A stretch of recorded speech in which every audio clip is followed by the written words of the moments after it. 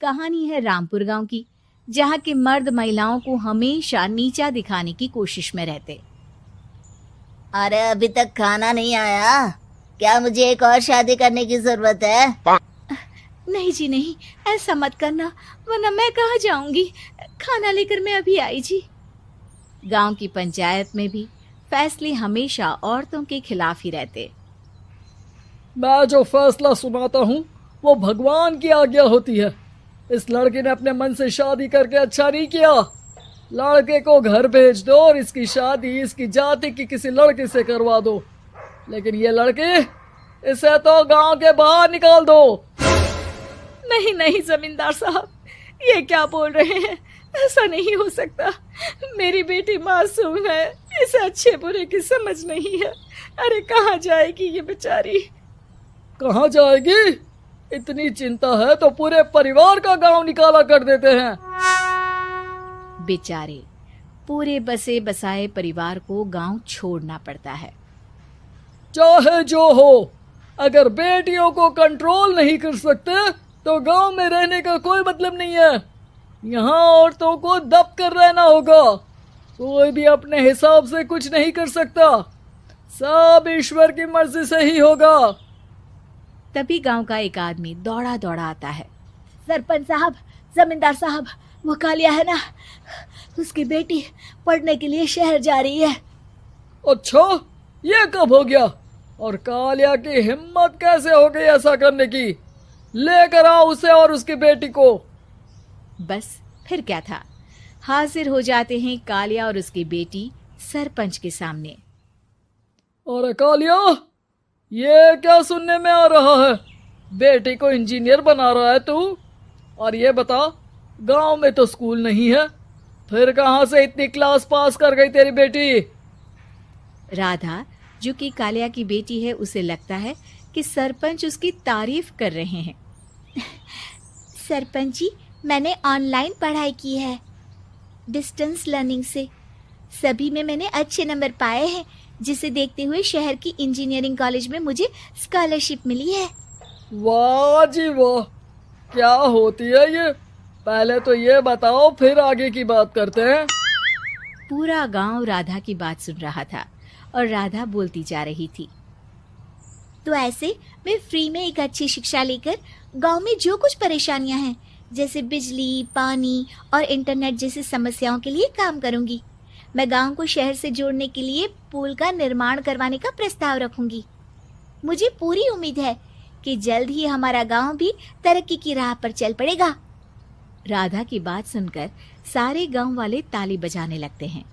सरपंच को समझ नहीं आता कि वो क्या करे। चुप रह नादान लड़की, गांव के खिलाफ जाने के लिए तुझे गांव से बेदखल कर दिया जाएगा, वो भी पूरे परिवार के साथ। और हाँ, अगर ठीक से गांव में रहना चाहती है तो ये पढ़ाई लिखाई छोड़ दे। हम तेरे लिए गांव का कोई होनहार लड़का देखेंगे। तभी गांव का एक आदमी बोल पड़ता है। अरे नहीं नहीं सरपंच जी, राधा बिटिया जो बता रही है, अगर वैसा हो जाए तो हम लोगों को पैसा कमाने के लिए बाहर नहीं जाना पड़ेगा। हाँ जी, और ना ही कोसों दूर पानी के लिए भटकना पड़ेगा। हमारे बच्चे भी अच्छी पढ़ाई कर सकेंगे और आगे बढ़ेंगे, ना कि हमारी तरह खेती करते बैठेंगे। क्यों गांव वालों, राधा बिटिया का साथ देना चाहिए ना। सरपंच देखता है कि गांव राधा के साथ है तो वो चुप हो जाता है। वो घर आकर अपने सलाहकार से बात करता है, जो बहुत ही चालाक किस्म का इंसान होता है। अरे सरपंच साहब, आपको बहुत ही होशियारी से काम लेना पड़ेगा। एक बार गांव तरक्की कर गया, यहाँ के बालक पढ़ लिए तो कोई ना पूछेगा आपको। और फिर ये जो बेटा और बेटी है ना आपके, इनको भी आम लोगों की तरह ही जीवन जीना होगा। हाँ, लेकिन करे तो क्या करे? वो ना आप मुझ पर छोड़ दीजिए, बस मैं जैसा बोलूं करते जाइए। अगले रोज सुबह जब गांव वाले सोकर उठते हैं तो राधा के घर के बाहर और साथ ही वो लोग जिन्होंने राधा का सपोर्ट किया था उनके घर के आगे लाल रंग से कल आऊंगी लिखा होता है। कल आऊंगी, यह क्या होता है? अरे यह तो खून से लिखा है, लगता है कोई भूत प्रेत या चुड़ैल का साया है। चलो सरपंच जी के पास चलते हैं। सभी सरपंच के पास जाकर उसे सारी बात बताते हैं। अरे ये तो बड़ी मुश्किल की बात है। चलो मैं एक बाबा को जानता हूँ, उन्हें बुला लेता हूँ। सरपंच बाबा को लेकर गांव के घर के बाहर जाता है। ओहो, तो ये वो चुड़ैल है जो उन लोगों को निशाना बनाते हैं जो गांव को बदलने का सपना देखते हैं। वो गांव को ऐसे ही संपन्न देखना चाहती है, वो नहीं चाहती कि कोई बाहरी यहाँ का कायाकल्प करे। क्या तुम लोगों में से किसी ने गांव को बदलने की सोच रखी है? तभी राधा की माँ रोते रोते आती है। मेरी राधा घर से गायब हो गई है। अरे कोई तो बचाओ, मेरी बच्ची कहाँ गई?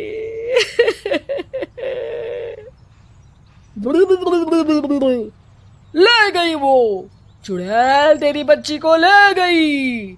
अब वो उसे श्रापित करके छोड़ेगी, उस पर चुड़ैल का साया हो जाएगा। तभी बुरी सी हालत में राधा भी वहां आ जाती है। उसके बाल चुड़ैल की तरह फैले होते हैं और कपड़ों में खून लगा होता है। सभी राधा को देखकर डर जाते हैं। माँ, पता नहीं मुझे कौन उठा कर ले गया था। अरे दूर दूर हो जा चुड़ैल, अब हम लोग इस गांव में नहीं रुकेंगे। अरे कैसी बातें कर रहे हैं आप? कल तो आप मेरे भरोसे गांव का हुलिया बदलने, अपने बच्चों को पढ़ाने और तरक्की उन्नति की बात कर रहे थे, तो आज क्या हो गया आपको? ये फिर तुम लोगों को बहकाएगी। ये चुड़ैल गांव में आ चुकी है, ऐसे ही ये तुम्हारे घर के बच्चों को भी ले जाएगी। गांव वाले राधा को गांव से बाहर निकाल देते हैं। उसके माँ बाप रोते रहते हैं लेकिन गांव वाले नहीं मानते। मैं भी अपनी बहन के साथ गांव के बाहर रहूंगा, लेकिन वो पढ़ाई नहीं छोड़ेगी। वहीं सरपंच के घर पर सलाहकार कहता है। देखा, सांप भी मर गया और लाठी भी नहीं टूटी।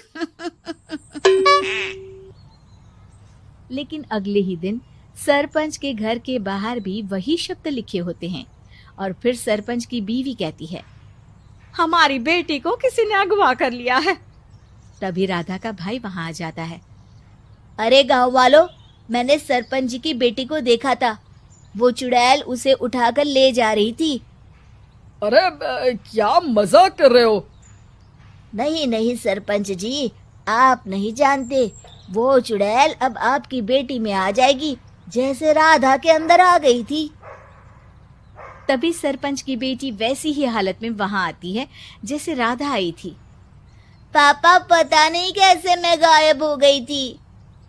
चुड़ैल, इसके अंदर भी चुड़ैल का साया है, मारो इसे। अरे नहीं नहीं, इसे भी राधा के पास गांव के बाहर ही भेज दो। अरे चुप रहो, मेरी बेटी कहीं नहीं जाएगी और चुड़ैल वुड़ैल कुछ नहीं होता है। अरे कैसे बात कर रहे हो सरपंच जी? आप तो बोल रहे थे कि आपका फैसला भगवान का ज्ञान होता है, तो अपने पर बात आई तो अब आप ऐसे बोल रहे हैं।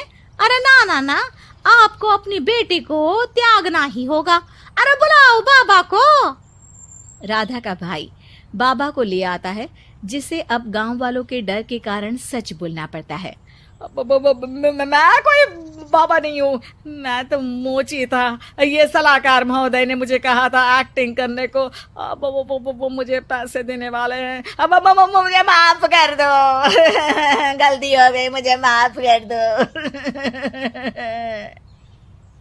तभी वहां राधा आ जाती है।